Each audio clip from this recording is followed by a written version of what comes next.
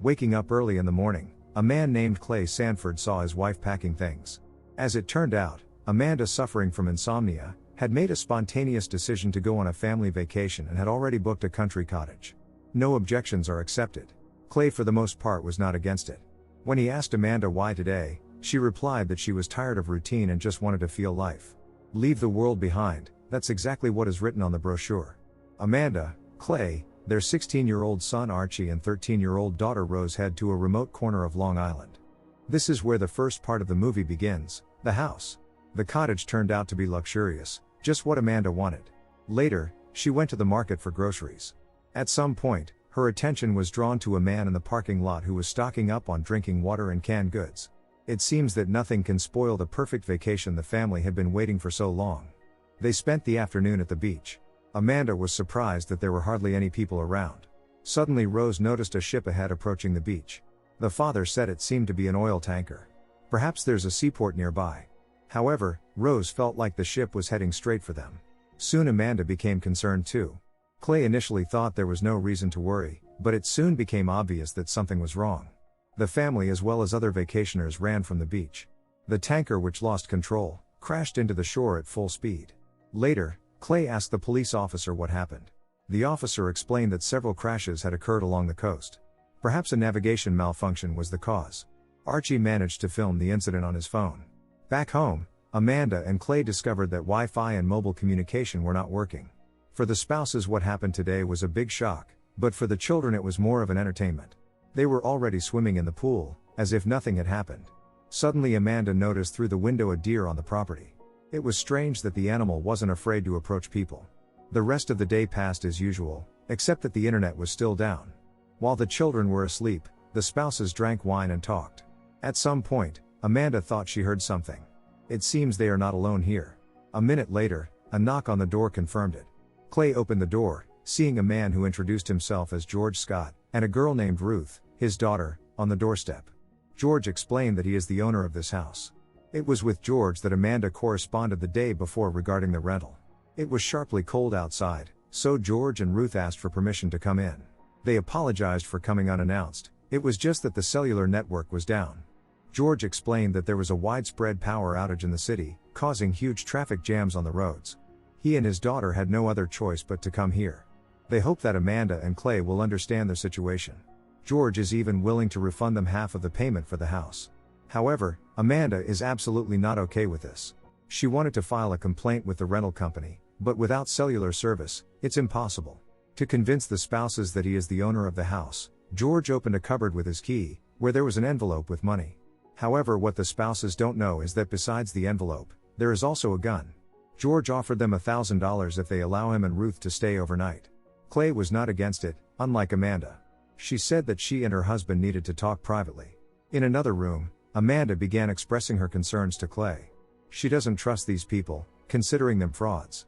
Perhaps they just work here, which is why George has a key to the cupboard. However, Clay didn't share her concerns, being convinced that George and Ruth are just people in a difficult situation. Clay cannot refuse them help. Meanwhile, George was preparing cocktails in the kitchen. Amanda, who was still skeptical, asked him about his wife. George revealed that his wife is an artist selling her paintings in Morocco. She is supposed to return tomorrow. When Amanda asked for documents, George said he forgot his wallet and passport at the Philharmonic where he works. At that moment, Ruth turned on the television. None of the channels were broadcasting. Instead, there was a screen indicating some disaster in New York. A national emergency was declared. It became clear that something was happening in the metropolis.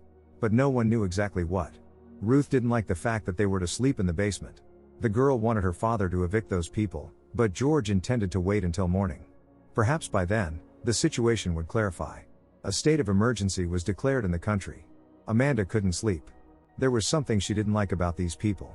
Sometimes TV channels would start broadcasting, reporting breaking news that there were cyberattacks happening all over the country.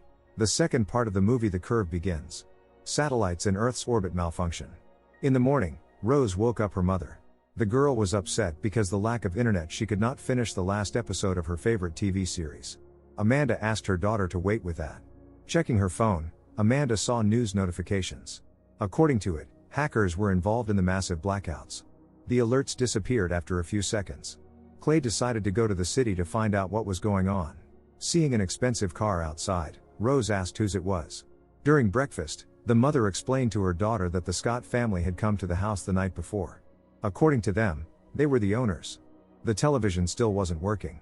Upset that she won't be able to finish watching her favorite series, Rose went outside and saw a large herd of deer surrounding the house. Waking up, Ruth came into the kitchen. Amanda shared that she saw notifications on her phone in the morning. Apparently, the signal came on briefly during the night. Despite everything, Amanda thought there was no reason to worry. She believed everything would be resolved soon, so there was no need to involve the children. But Ruth disagreed. The girl began asking Amanda personal questions. Amanda shared that she worked in an advertising agency, and her husband taught at the university. Ruth in turn revealed that she was undecided about her future profession. George joined them. After hearing about the cyberattack alerts, he planned to go to the neighbors and find out what's going on. George believed it wasn't as bad as the news portrayed. Or perhaps he just said so. Ruth was very worried about her mother. The father reassured her, saying that the mother would likely arrive on the nearest flight today. On his way, Clay didn't encounter any people. Of course, the GPS navigator didn't work. While Ruth tried to relax, George arrived at the neighbor's house. He texted his wife Maya dozens of messages, but none were sent due to the lack of signal. Glancing at the house and suspecting something amiss, George took out his gun. Rose constantly watches the forest, knowing that the deer are somewhere nearby. The radio in Clay's car briefly worked. The news reported that mass cyberattacks had led to an ecological disaster in the south, causing animal migrations. Flower pots near the neighbor's house were overturned, and there was trash everywhere on the property. The door was unlocked, so George entered without hindrance. Rose told her older brother that she saw deer in the morning. Archie didn't think much of it. But Rose felt as if the animals had something to say. The neighbor's house was a mess too. Meanwhile, Clay, who got lost and was driving around, saw a panicked woman on the roadside and stopped. The brother and sister roamed through the forest when they suddenly noticed a shed. George found equipment and took a satellite phone. The woman tried hurriedly to explain something to Clay, but he didn't understand Spanish. Even the satellite phone couldn't catch a signal. The brother and sister entered the shed, which looked abandoned. Archie assumed that someone might be hiding here at night, observing the house. Clay didn't understand a word of what this woman was saying. In the end, he had no choice but to just drive away. The woman continued to get hysterical and run after the car. From that shed, the house was clearly visible. As Clay continued driving, he saw a drone in the sky spreading leaflets. Meanwhile, George discovered bodies in the sand behind the house. Clay immediately turned the car around and drove at full speed, while George was on the beach surrounded by dozens of bodies. What happened to all these people? The answer was right here on the beach. Apparently, a plane crashed right here. Clay was at the epicenter of this madness. The drone was scattering leaflets everywhere. When Archie talked about the unknown observer in the shed, he just wanted to make a joke. But Rose was seriously concerned. Deer don't just approach people like that. Seeing another plane crashing in the sky, George rushed to escape. The plane was plummeting rapidly. Fortunately, George managed to run into the nearest house and hide from the blast wave. Meanwhile, Amanda and Ruth were sunbathing and chatting. When the brother and sister were coming back from the forest, Rose noticed a deer again. However, Archie, who was busy taking selfies, didn't see anything. A flock of birds appeared in the sky. Upon returning, George lied that all his clothes were wet because he accidentally fell into the pool. However, when Ruth went to get dry clothes for him, George told Amanda directly that he had long suspected that something was coming. He followed political news and identified patterns. The fact that even the neighbor's satellite phone wasn't working suggests that the satellites went out of order. Amanda doesn't want to believe it, but when George talked about the crashed planes, she was deeply shocked. In the next minute it became darker, and the dishes and furniture in the house began to shake. A few seconds later, there was a high-frequency sound, causing the windows to crack. Rose and Archie in the forest also felt this impact. Amanda ran outside to look for her children. But because of the noise, which was hurting eardrums, she couldn't get far. The third part begins, the noise. When everything finally stopped, the children found the mother on their own. Now they all have to stay at home and just wait. Clay still hasn't returned. Amanda wonders what that noise was. But no one has an answer to that question. Perhaps Clay will never come back. Amanda can't sit idly because they need to stock up on fresh water, batteries, medicine and food. George suggests waiting until something is known, but Amanda clearly doesn't share this view. During the argument, she accidentally mentioned the crashed planes. Hearing this, Ruth barely contained her emotions because it means that other planes are also falling, including the one on which her mother was supposed to fly. Suddenly Amanda remembered seeing a man in the parking lot near the market yesterday, stocking up on water and canned goods. George realized that she was talking about Danny. This local guy considers himself a survival expert, so water and canned goods are a routine shopping for him. At that moment Clay returned. Amanda was just happy that her husband was alive. Due to the panic, Clay couldn't articulate his thoughts coherently. He shared that he saw a drone in the sky throwing thousands of leaflets, but Clay couldn't read it because he doesn't know Farsi. However, Archie could read it because he saw the same phrase in a computer game. According to it, someone attacked the United States. Clay and his family are about to leave immediately for Amanda's sister in New Jersey. George tried to dissuade them from this dangerous venture, as the road to New Jersey goes through the city. Moreover, George is convinced that these leaflets make no sense. Why would aggressors announce themselves like this, especially not in English? However, Clay and Amanda decided to do it their way and left. Ruth thinks it's for the best. The girl is also still angry at her father for not telling her about the airplane crash. George tried to reassure his daughter, saying that Maya's airline doesn't pass through here. But deep down, they both realize that Maya is gone. Meanwhile, the Sanford family is making their way to New Jersey. They have hope that at least there is a connection somewhere. Suddenly sirens sounded. Dozens of cars blocked the road ahead. Telling her husband to stay with the children, Amanda went out to see. All the cars were smashed and empty. Clay couldn't let his wife be outside alone and got out too. Amanda realized that all these self-driving cars were brand new. Seeing an approaching car, Clay was about to stop the driver and ask what was going on. But Amanda guessed that there was no driver in that car either and told her husband that they had to leave urgently. That Tesla and dozens of the following crashed into each other. Amanda, who was driving, could barely dodge it. In the end, the Sanfords had no choice but to return to the Scots' house. The fourth part begins, the flood. Amanda suggested that everyone look for shelter since there must be places for emergencies. But George didn't think it was a good idea, as the roads were blocked with cars, and something inexplicable was happening all over the world. Now this house is the safest place. Clay agreed with George. Until there is news, they are forced to wait. Rose is still upset that she never got to watch the last episode of her favorite series. Clay was filling the bathtub to stock up on fresh water. When Ruth suggested he relax and smoke, he agreed. Ruth asked personal questions, including whether he ever had an affair on the side. Clay replied that he was not capable of such a thing. Meanwhile, Amanda and George were drinking in the kitchen, having a heart-to-heart conversation. Amanda was sorry she had been so distrustful of him and Ruth when they first met. Now they all needed to stick together to survive.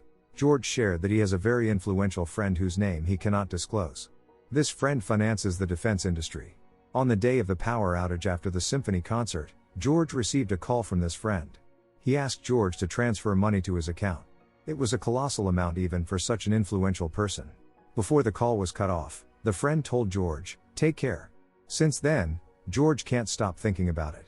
Obviously his friend, who has connections in the government, knew something. Rose woke up her brother and complained that she couldn't sleep until she knew the ending of the series. Archie said it was silly, and now everyone doesn't care about the series. But for Rose it's not silly because watching the series made her happy. Archie advised his sister to find another source of happiness. Clay confessed to Ruth that today he got lost and barely found his way home. Also, Clay admitted that he saw a woman on the side of the road, but due to panic he left her, although she asked for help. Now Clay feels guilty. Ruth asked what else he's hiding. Clay told her about the oil tanker that crashed right into the beach. Despite everything, Clay believes the worst will not happen. Their conversation was interrupted by a splash in the pool. Approaching it, Ruth and Clay saw many flamingos. To lighten the mood, George showed Amanda his music collection. Putting on a record, they started dancing, laughing and hugging. At that moment, Amanda reminded them that they are both married, so they shouldn't cross boundaries. With tears in his eyes, George said he misses the wife a lot. He understands that he will never see Maya again.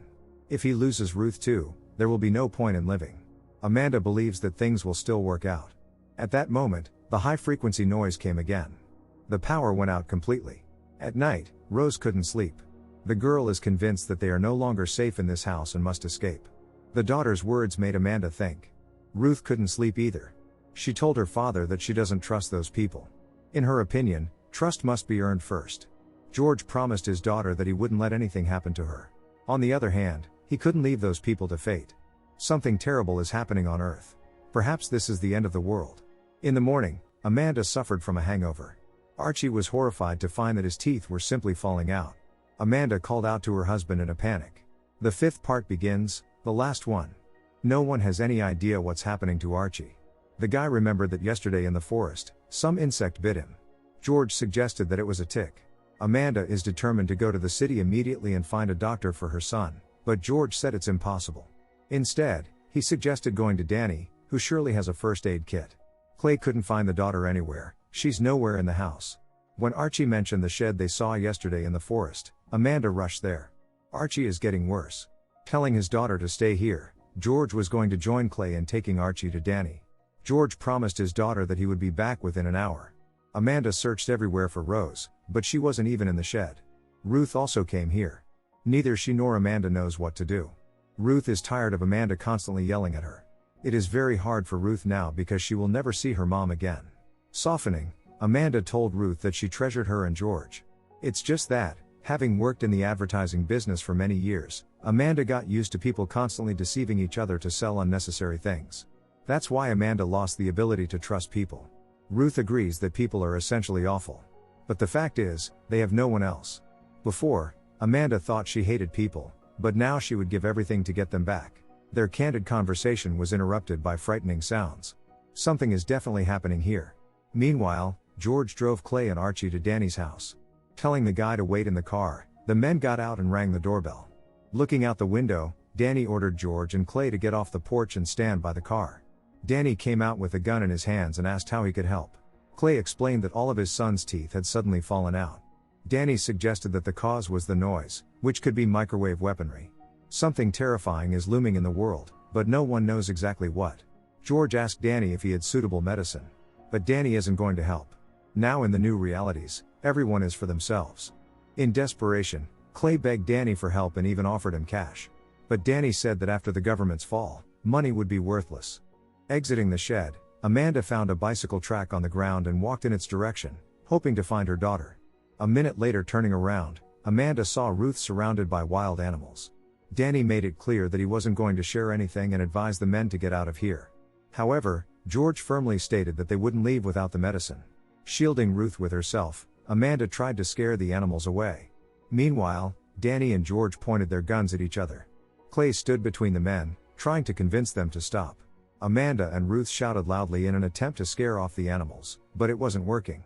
Clay told Danny that his daughter was missing, and his son was very sick, so he had to beg for help, even though this is not Danny's problem. Finally, the animals ran away. Amanda and Ruth embraced. Danny eventually agreed to provide the medicine in exchange for money. Archie, who was feeling worse, took the pill. Before they left, Danny expressed the idea that Koreans or Chinese might be behind all this. Clay showed him the leaflet with text in Farsi. One thing is clear, whoever it is, they were very well prepared. Amanda and Ruth wander through the forest, searching for Rose. Ruth suggests going back to the house. If her father is already there, he will help. But Amanda won't leave without her daughter. Perhaps Rose went to the neighbor's house. In the car, George asked Clay to promise that they would stick together and not abandon each other under any circumstances. Also, George confessed that he had information from the friend who profited from the defense industry about a plan to overthrow the government. The first stage is isolation. The essence is to deprive the population of communication means and infrastructure. This way people won't know what's happening. Next is the second stage, controlled chaos, keeping everyone in fear with sudden attacks and disinformation. So those leaflets in Farsi could be just a trick. Without a specific enemy, people will turn against each other.